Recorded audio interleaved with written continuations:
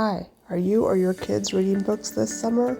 Let's celebrate those achievements with some books you can eat. This is Leslie with Leslie's Cookies and Treats, and today we're making book cookies. Start out by scratching out an outline for your book on your cookie, and then brush on some white royal icing with a paintbrush for the pages of the book. Don't worry if it's super smooth or not. Then outline the spine in blue royal icing and put a squiggle of icing down the middle to help prevent craters and to make it extra puffy. Outline and flood in the cover of the book and pop any air bubbles with a scribe or a toothpick or subtly rising down as needed.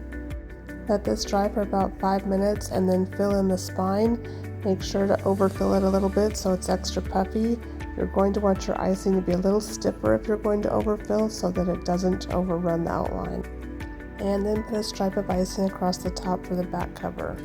The white icing for the pages should be dry, so take your scribe or your toothpick and scratch in some pages for the book. Do this lightly and then brush away any loose icing. Let the book dry completely.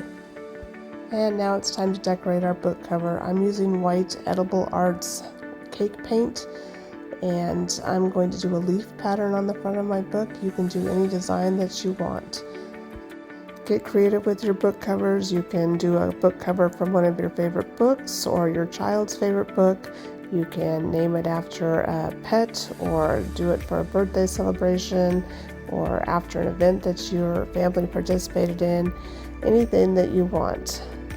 Or give your kids some edible markers and let them design their own book covers. I hope you enjoyed this tutorial. Make sure that you like and subscribe to see more videos every week of how to decorate cookies. Happy reading, and thanks for watching. See you next time.